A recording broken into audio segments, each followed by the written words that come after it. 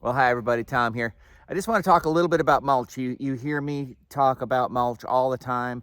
I am very pro mulch. I think it's incredibly important. Grass and trees really don't mix.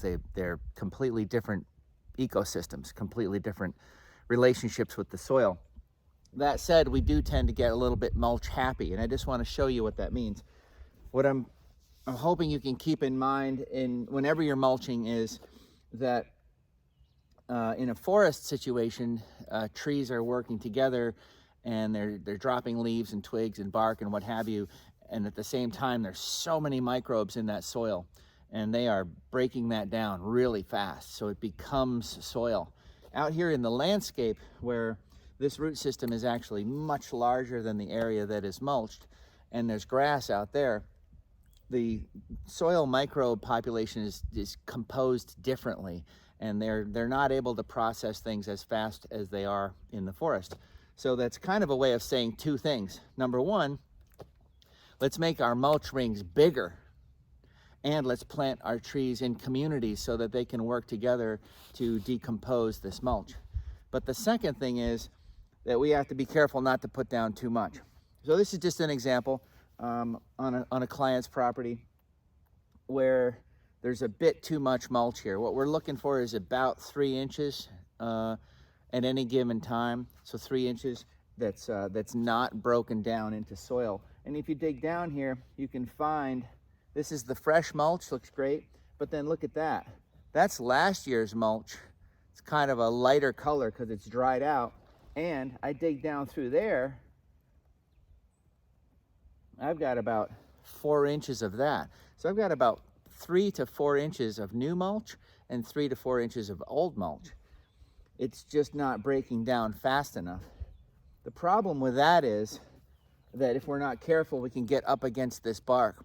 Now, to be fair, this has been brought away from the bark, which is good, but it's very deep over the root systems. So it can actually impede the process of airflow, air circulation, water infiltration, and the function of those beneficial microbes in there. It seems a little bit counterintuitive, but when you walk out into the woods, you see how shallow that layer of leaves is. It's remarkable. It almost doesn't make any sense. Wait a second, these thousands of trees dropping millions of leaves, and yet they process it. And by the time the next fall comes around, the forest floor is ready for another layer. So we have to be careful about that. And sometimes all we got to do is put down a little bit more mulch for color. It's equally good to aerate the previous layer.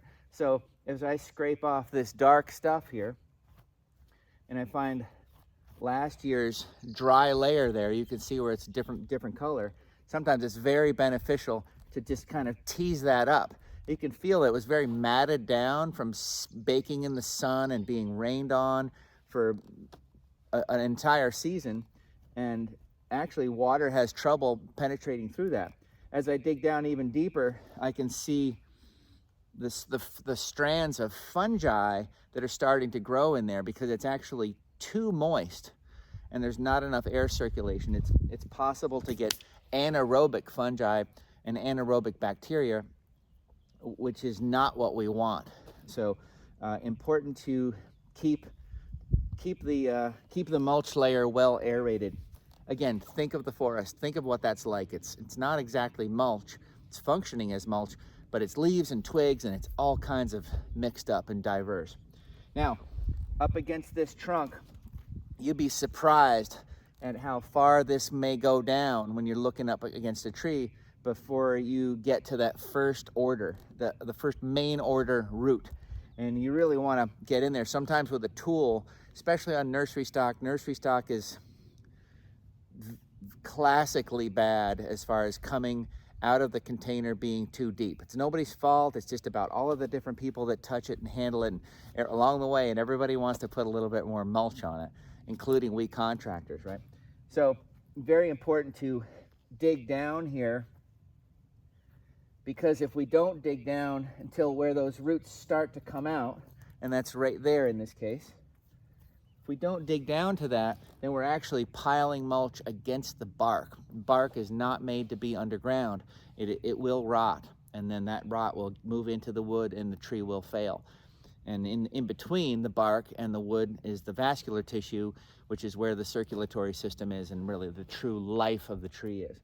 So this is, even though this has been pulled away from the trunk flare, it's not all the way down to that first main order root. You can see where it really distinctly flares out down there.